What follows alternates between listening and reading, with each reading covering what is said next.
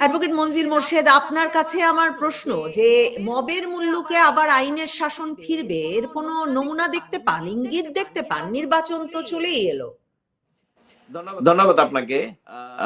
আপনার বা আমার বয়সে আমরা হয়তো আরেকটি শব্দ যেটা খুব প্রচলিত ছিল সেটা দেখিনি, কিন্তু আমাদের বইপত্রে আমরা পড়েছি, সেটা হলো মগের মুল্লুক। আপনি জানেন যে এক সময় এই যখন আমাদের সমাজ ব্যবস্থা অত উন্নত হয়নি বা রুল অফ ল তত এস্টাবলিশড হয়নি, তখন কিন্তু এই শব্দটা প্রচলিত ছিল, অর্থাৎ মগের মুল্লুক, অর্থাৎ ওরা যা করবে তাই, ওর বাইরে কিছু ছিল না।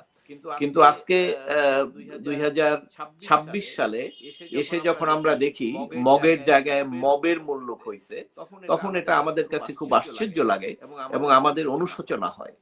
দেখুন, আমাদের 5ই আগস্টে একটা পরিবর্তনের জন্য অনেক লোকজন সমর্থন দিয়েছিল, কিন্তু যারা পরিবর্তন করেছেন, তারা নেতৃত্ব দিয়েছেন, তারা যে কথাগুলো জনগণের সামনে তুলে ধরেছিলেন, সেখানে অনেকে আশ্বস্ত হয়েছিল যে যাক, আমরা গণতন্ত্র, মানবাধিকার, সুশাসন আমরা এর চেয়ে বেটার পাবো এবং আরো ভালো পাবো, এবং সেই কারণে কিন্তু অনেক মানুষ সমর্থন দিয়েছিল। কিন্তু সেই যে স্বপ্ন কিছুদিনের মধ্যেই কিন্তু স্বপ্ন দুঃস্বপ্নে পরিণত হলো এবং স্বপ্ন ভেঙে গেল। এবং আজকাল তো যারা নেতৃত্ব দিয়েছে, সেই যে ছাত্ররা নেতৃত্ব দিয়েছে, সেই ছাত্রদের লিডারশিপের সাথে যারা ছিল, হাজার হাজার লক্ষ লক্ষ ছাত্ররাও কিন্তু ওখান থেকে সরে গিয়েছে। শুধু তাই নয়, তারা যখন রাজনৈতিক দল করলো, সেই রাজনৈতিক দলেও যারা ছিলেন, তারাও কিন্তু 17 মাস পরে ওখান থেকে 50% মাইনাস হয়ে গিয়েছে। অর্থাৎ এর কারণটা কি? কারণটা হলো, আপনি যাই বলেন আর যাই করেন না কেন, যখন আপনি একটা বক্তব্য দিবেন, আপনার কাজের সঙ্গে যখন মিল থাকবে না, তখন কিন্তু আপনি আর ওই সাপোর্টটা পাবেন না। তা আমাদের যে প্রসঙ্গ আপনি এনেছেন, সেটা হলো যে মবের যে কালচার, এই কালচারটা এই সরকার ক্ষমতায় আসার পরই সৃষ্টি হয়েছে। যদিও 5ই আগস্ট এবং তার আগে এটাকে আমরা আন্দোলন বলবো, আমি এটাকে মব বলবো না, কারণ এখানে কিন্তু জনগণের পার্টিসিপেশন ছিল এবং প্রত্যাশাও ছিল। আন্দোলনটা কি? আন্দোলন কিন্তু অবশ্যই সেটা আইনের অধীনে না। যে কোনো আন্দোলন, সরকার উৎখাত, এটা আন্দোলন হতেই পারে, সেটা কিন্তু আইনের অধীনে হয় না। কিন্তু ওইটাই সাবসিকুয়েন্টলি যখন পরিবর্তন হয়, রেস্টোর করতে হয় আইনটাকে, রুল অফ ল রেস্টোর করতে হয়। যদি রেস্টোর না করে, তাহলে কিন্তু ওটার কনসিকুয়েন্স ভালো হয় না। 5ই আগস্টের পরে যারা সরকারে এসছেন, তাদের দায়িত্ব ছিল আইনের শাসনে ফিরে যাওয়া, কিন্তু তারা সেটা না করে কিছু গ্রুপ, যারা নাকি আপনার নেতৃত্ব দিয়েছে বা তার সঙ্গে আরো কিছু সাপোর্টার, কত কিছু আমাদের জঙ্গি টাইপের লোকজন যারা চিন্তা চেতনা তারাও আছেন, সবকিছু মিলেই তারা আস্তে আস্তে মবের দিকে চলে গেলেন। এবং আপনি দেখেছেন, আমি স্পষ্ট মনে আছে, আমি লাইভে দেখেছি, সিদ্দিকুর রহমান অভিনেতা, তাকে বেশ কয়েকজন ওখানে ধরে যেভাবে নির্যাতন করে তাকে জেলখানায় দিল, সেটা খুবই হৃদয় বিদারক।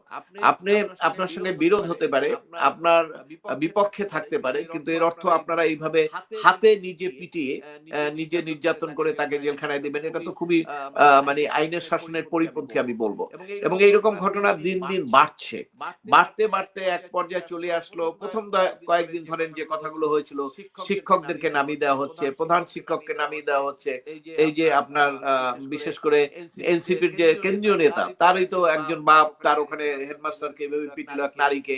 তারপর অন্য অন্য জায়গায় অনেক কিছু ঘটনা হলো। আমরা ধরে নিয়েছিলাম যে ঠিক আছে, এটা একটা সিচুয়েশন, হয়তো ডিমান্ড এই জন্য হয়তো হয়েছে, কিছুদিন পরে ঠিক হয়ে যাবে। কিন্তু এরপরে আমরা দেখতেছি যে এই মব তো ঠিক তো হয়ই না, বরঞ্চ সরকার এটাকে মেটিকুলাস ডিজাইন করে এই মবটাকে এমন ভাবে ছেড়ে দিয়েছে, যেটা আমার মৌলিক অধিকার, আমার বাক স্বাধীনতা, আমার লেখার স্বাধীনতা, সবগুলো যাতে অপ্রত্যাশিত ভাবে বন্ধ হয়ে যায়। এবং এইটি করতে করতে করতে প্রথম তো মিডিয়াগুলোকে তারা টার্গেট করলো, তারপরে শিক্ষক, তারপরে রাজনীতিবিদ, তারপরে সমস্ত জায়গায় তারা ছড়িয়ে পড়েছে। এবং এক পর্যায়ে তো সরকারের পক্ষ থেকে এটাকে মব না বলে তারা অন্য একটা আবরণ দেওয়ার চেষ্টা করেছিল, এটা ক্ষোভ। এবং এরপরে কিন্তু আস্তে আস্তে মব আরো বেড়েছে, এবং এই মব হতে হতে এখন গতকালকে আপনি যেটা দেখলেন, শিক্ষক, এর আগেও ঢাকা বিশ্ববিদ্যালয়ের এক শিক্ষকও এরকম, এই নির্বাচিত প্রতিনিধি, ডাকসু প্রতিনিধি, তারাই এটা করেছে। এবং আমরা, এটা একটা ব্যতিক্রম আমার মনে পড়ে না, কারণ আমি তো ঢাকা বিশ্ববিদ্যালয়ে পড়াশোনা করেছি, যতদিন কোন নির্বাচিত সংসদ দেখেছে, ডাকসু জাকসু, কোন প্রতিষ্ঠান এইরকম কোন মবের মধ্যে জড়িয়েছে বা অন্যায় করেছে, এটা আমার দৃষ্টিতে ছিল না। এবারই মাত্র এই জাকসু টাকসু বা তারপরে হয়েছেন তাদের মাধ্যমে এগুলো হচ্ছে। এবং এটার মাধ্যমে যেটা হবে সেটা হলো এই যে নির্বাচনে যারা ভোটটা দিলেন সাধারণ ছাত্ররা, তারা তখন বুঝতে পারবেন যে তাদের ভোটিংটা সঠিক জায়গায় হয় নাই। এবং এটির মাধ্যমে সেই রেজাল্টটা দেখবেন কিছুদিন পরেই এটা আসবে, যে ছাত্ররাই বলবে যে না, আমার ভোটটা আমি সঠিক জায়গায় দিতে পারিনি। এটা হলো তাদের অ্যাক্টিভিটিস এর মাধ্যমে হচ্ছে। যেখানে ডাকসু, জাকসু, চাকসু, এরা যেখানে আপনার বিশ্ববিদ্যালয়ের শিক্ষক ছাত্র দলমত নির্বিশেষে সকলকে তারা প্রোটেকশন দেবে, আর সেখানে তারা নিজেরাই তাদেরকে ভিন্ন মতাবলম্বী যারা আছে তাদেরকে ধরে ধরে এরকম নির্যাতন এবং এইভাবে অপমান করছেন। এবং সেখানে ব্যাপারটা তো একদম গ্রাম পর্যন্ত ছড়িয়ে গেছে। ঝিনাইদহের ঘটনাটা, সেটা নিয়ে আপনি বিভিন্ন জায়গায় কথাও বলছেন, মানে মানবাধিকার কর্মীরা কথা বলছেন, কিন্তু ঘটনাটা কত ভয়াবহ যে একজন হিন্দু বিধবা নারী, তিনি নাকি তিনি তার বাড়িতে 10 বছরের সন্তান সহ থাকেন, তিনি নৈতিক জীবন যাপন করেন কিনা সে বিচার করতে তার বাড়িতে ঢুকে তাকে ধর্ষণ করা হলো, নির্যাতন করা হলো, তারপর তাকে বের করে এনে গাছের সঙ্গে বেঁধে পেটানো হলো, চুল কেটে দেওয়া হলো, এবং যারা নির্যাতন করছেন মব সৃষ্টিকারীরাই ভিডিও করে সেটা ছেড়ে দিলেন। সেটা ভারতীয় সংবাদ মাধ্যমে, যেহেতু হিন্দু নারী, এটা নিয়ে ব্যাপক আলোচনা শুরু হওয়ার পর বাংলাদেশের সংবাদ মাধ্যমের কোনোটিতে এই খবর বেরোতে শুরু করলো। মূলধারার সংবাদ মাধ্যম এখনো সে খবর দিচ্ছে না। এবং দীপুচন্দ্র দাসের ঘটনার সাথে যদি মেলাই, দীপুচন্দ্র দাসেরও বিচারের শেষ অংশ ছিল যে তাকে ঝুলিয়ে দেওয়া হলো গাছের সাথে এবং নিচ থেকে আগুন জ্বালিয়ে দেওয়া হলো। তো মানে এই যে একটা ঝুলিয়ে দেওয়া, পুড়িয়ে দেওয়া এবং দৃশ্যমান করা বিচার, 2024-এর আন্দোলনের সময়ও আমরা দেখেছি পুলিশকে ঝুলিয়ে দেওয়া হয়েছে, ছাত্রলীগ কর্মীকে ঝুলিয়ে দেওয়া হয়েছে। মানে এই মব তো মনে করছে তারাই বিচারক। দেখুন, আপনি যে মূলধারার সংবাদপত্রের কথাটা বললেন, এটার সঙ্গে আমি একটু দ্বিমত করছি। মূলধারার সংবাদপত্র বলতে এখন কিছু নাই। সোশ্যাল মিডিয়ায় যেটা হচ্ছে, এখান থেকে ধার নিয়ে মিডিয়ার লোকজন তারা পত্রিকায় রিপোর্ট করে। কারণ হলো পত্রিকাকে এই তার যে ফাংশন, সেটাকে ডিসফাংশন করার জন্য প্রথম থেকেই একটা মেটিকুলাস ডিজাইন করে সাংবাদিকদের উপরে নির্যাতন শুরু হয়েছে, জেল জুড়ো হত্যা মামলা। এবং আপনি জানেন যে বহু সাংবাদিক তাদেরকে জেলখানায় রাখা হয়েছে, মামলা করা হয়েছে। বহু মামলার আসামিরা এখন আপনার ঘরে কোন রকম বসে আছেন, তাদের গ্রেপ্তার করে না, কিন্তু তারা তো আর কথা বলতে পারছেন না। এবং অনেক মিডিয়ায় তারা দখল করেছেন, চেয়ার দখল করেছেন, সবকিছু করে এখন মিডিয়ার আসলে যে হার্ট যেটাকে বলে, যে আপনার মূল মিডিয়ার যে দায়িত্ব পালন, সেটাই মিডিয়ার টোটালি ব্যর্থ। এবং সেক্ষেত্রে তাদের এই ব্যর্থতার পরেও আমরা সোশ্যাল মিডিয়ায় কিছু তথ্য পাই। এই কারণে কিন্তু আগে খবরটা ইন্ডিয়াতে হয়েছে, পরে সোশ্যাল মিডিয়ায়, পরবর্তীকালে আপনার আমাদের যে গণমাধ্যম সেখানে আসছে। কারণ ওদের তো সেই খবর দেওয়ার সাহস নাই, কারণ হলো মবের সৃষ্টিতে তারা অলরেডি কুকুপাত হয়ে গেছেন। কারণ আপনি জানেন যে এই মব তো এই সর্বশেষ যেটা হলো সেটার মাধ্যমে যতটুকু ছিল সেটিও ধ্বংস হয়ে গেছে। আপনি জানেন যে আমি দেখেছি এরশাদ আমল থেকে বিএনপি, আওয়ামী লীগ সবসময় কিন্তু প্রথম আলো, ডেইলি স্টার, তাদের একটা সাংবাদিকতা ছিল এবং তারা অনেক কিছু তুলে আনতেন। 2004-এ যে সমস্ত দুর্নীতি বিএনপির সময়, সেটা কিন্তু এই প্রথম আলো তুলে এনেছেন, আওয়ামী লীগের সময় তারা তুলে এনেছেন। এগুলো আমরা দেখেছি। এবং তারা কখনোই কিন্তু এই পত্রিকার অফিস জ্বালাই দেওয়ার মতো অবস্থার মধ্যে পড়ে নাই। হয়তো প্রথম আলোর সম্পাদকের মধ্যে একটা মামলা হয়েছে, ক্রিমিনাল মামলা হয়েছে, উনি আবার জামিন নিয়েছেন, আবার বিভিন্ন জায়গায় মামলা হয়েছে, উনি সেগুলো জামিন নিয়ে 561-এ হাইকোর্টে গেছেন, 561 হয়েছে, তা উনি মোটামুটি এইভাবে ফাইটটা দিতেন। কিন্তু এবারে কিন্তু আমরা দেখলাম সেটা হলো ওনার পুরো প্রথম আলো, ডেইলি স্টার পুরো জ্বালিয়ে দেওয়া হলো।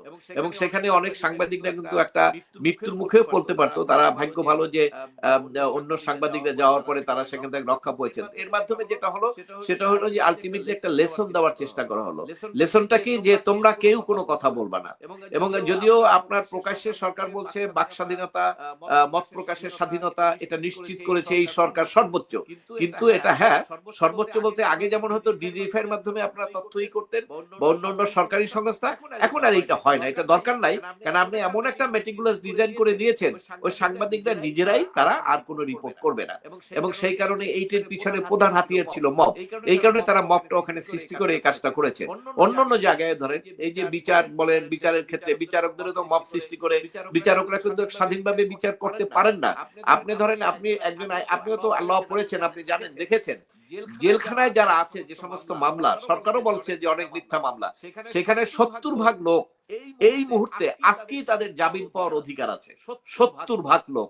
কারণ হলো আইন তাকে সেই সুযোগটা দেয়। কিন্তু আমার বিচার বিভাগ কি তাদেরকে 70% তো দূরের কথা 5%কেও তো বিচার বিভাগ জামিন দিতে পারছেন না। কেন জামিন দিতে পারছেন না? 5%কে দেওয়ার পরেও কালকেও তো আইন উপদেষ্টা বলেছেন যে আপনারা বিচারকরে কেন ধরেন না, আমার তো দোষ নাই, বিচারকরা জামিন দেয় কেন? তা আমি তো বলবো যে এই যে জামিনের কথাটা উনি উঠালেন, একটা ফাইল যদি উনি দেখাতে পারেন যে এই ফাইলে কোনো গ্রাউন্ড নাই জামিন দেওয়ার, তারপরও বিচারক জামিন দিয়েছেন, তাহলে আমি বুঝবো যে সেটা সত্যতা।